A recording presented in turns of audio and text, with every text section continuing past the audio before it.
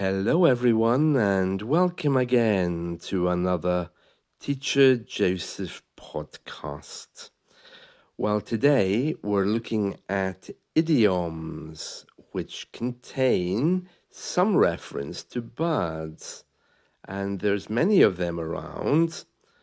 In the old days, of course, Britain had a lot of respect for nature.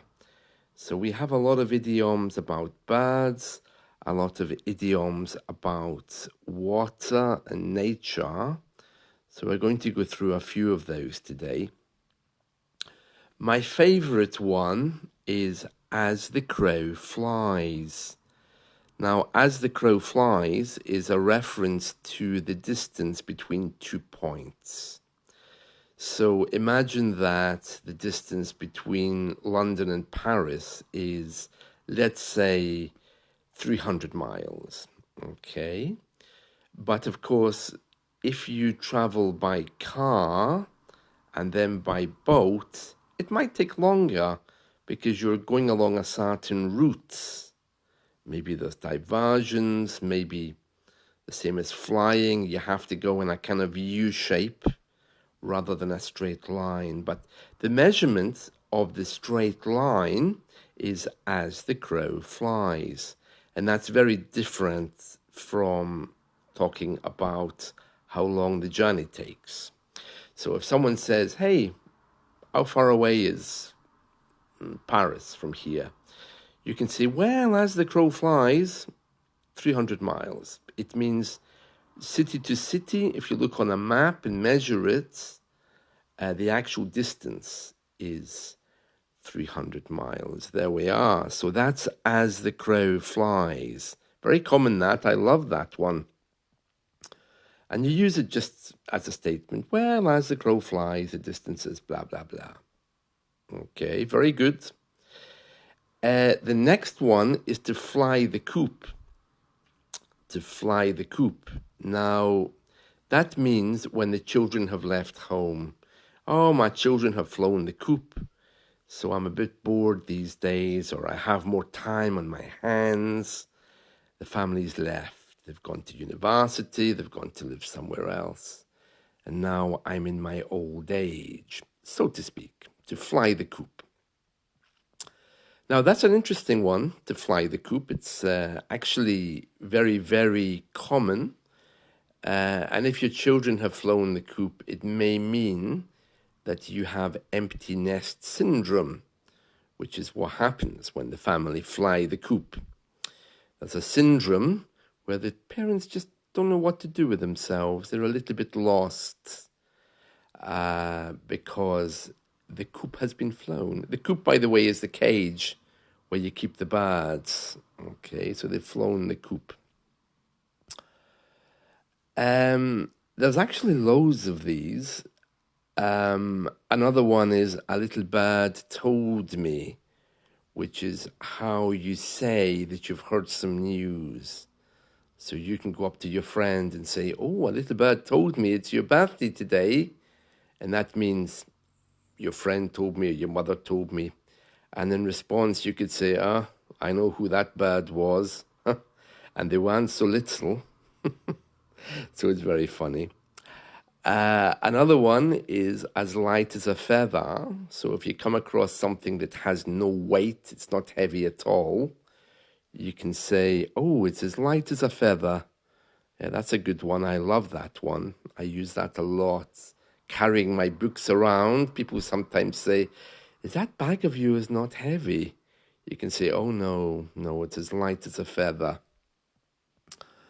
Let's do one more. Okay. Let's see. Oh, yes. A bird in the hand is worth two in the bush. That means what you have is more valuable than something which perhaps you can't really get access to at the moment. Or what you have at the moment is worth more than a hope or a dream. So, for example, if you have some money and you're going to go gambling, your wife might say, oh, don't lose too much money. Remember, a bird in the hand is worth two in the bush. It means what you have is worth more than the hope of getting more. A bird in the hand is worth two in the bush. So very common that. So if you're going to change your job, you know, your colleagues might say, well, you could change your jobs, but remember, a bird in the hand is worth two in the bush, you know, so don't take for granted what you have. It's kind of similar to it's better the devil you know than the devil you don't, if you're taking a risk, you know. It means be very careful with risks, basically. Yeah. So, yeah, people use that to remind us that what we have is important. So, if you're going to travel to a new country, maybe your mother would say, remember, a bird in the hand is worth two in the bush. What you have here is very, very good and just as important, you know. Right, very nice. So those are some common ones. I mean, there's loads of them. There's loads of them. Building a nest together is when you're setting up home with someone. That's quite common as well. For some reason, I really don't like that one. Isn't it strange how there's some idioms we love and some we hate? Right, yeah, and another very interesting thing, I don't know if you know this, is about falcons. Now, a friend of mine was traveling into Abu Dhabi airport the other day, and he told me he was quite shocked because sitting on the seat next to him was a falcon. And I said to him, well, what's strange about that? And he said, well, I didn't know that falcons can travel on airlines. And I told him, yeah, not only can they travel on airlines, but they actually have their own passports to do that.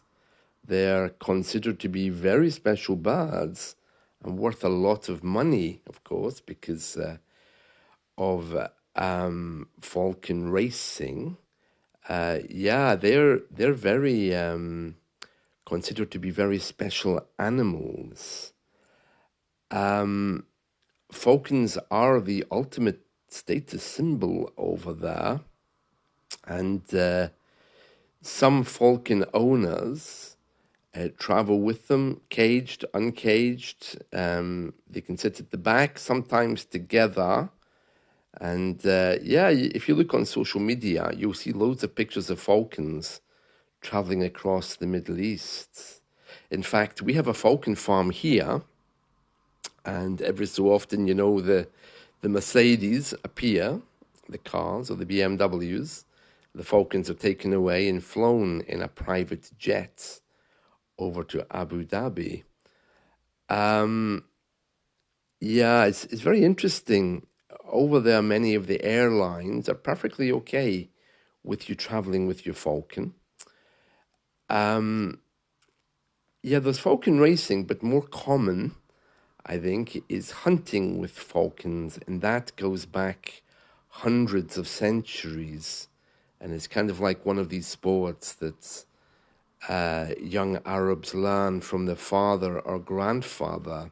I mean, falcons are kind of rare now. I think that's why they come here to buy them. Historically, those birds were used as a way of obtaining food, but now they're either kept for sport or for some kind of hunting. They're worth a lot of money. I mean, your average falcon, it can cost you around anywhere between $500 to $20,000. They have their own passport issued by the Ministry of Environment and Water in the Emirates, and the reason for that is to try to stop them being smuggled. You can get a passport for your falcon. It's $130 that lasts 3 years. Yeah, and those birds can be trained within 6 weeks. It doesn't take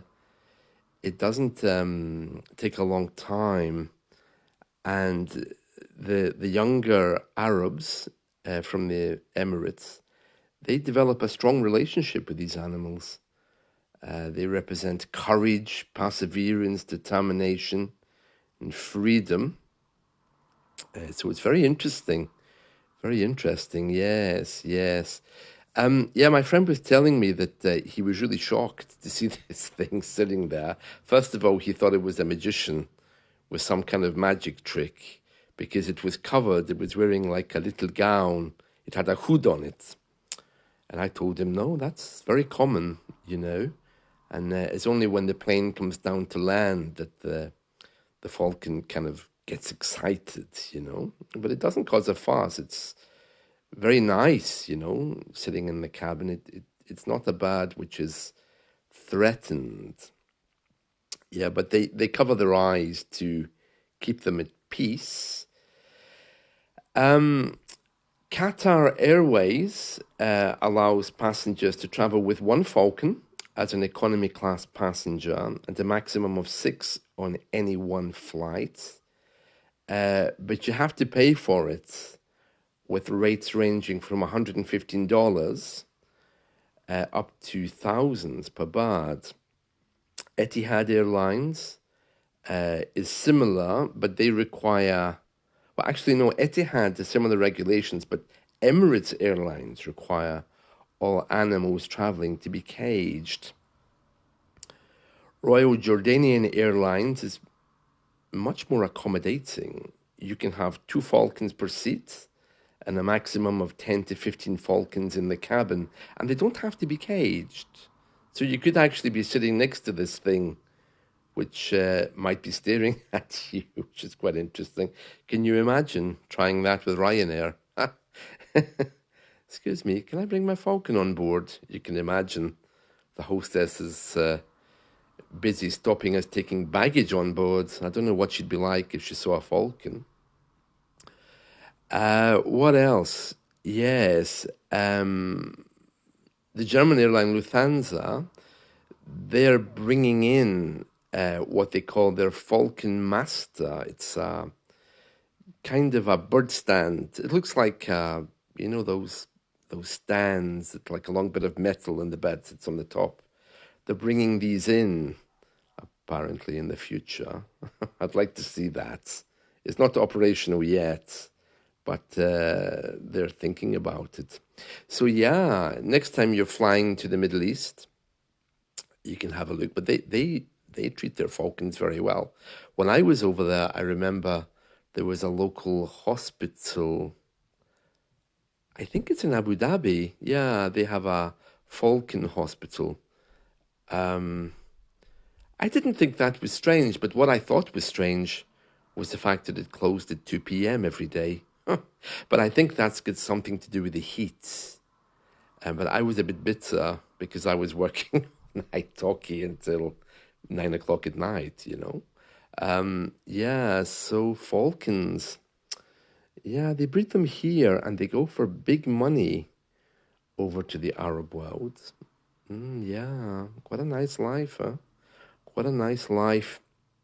And that's it from me today. So on social media, do have a look at falcons on airlines. You'll be very surprised. It's very different from EasyJet. That's it. See you all soon. Bye.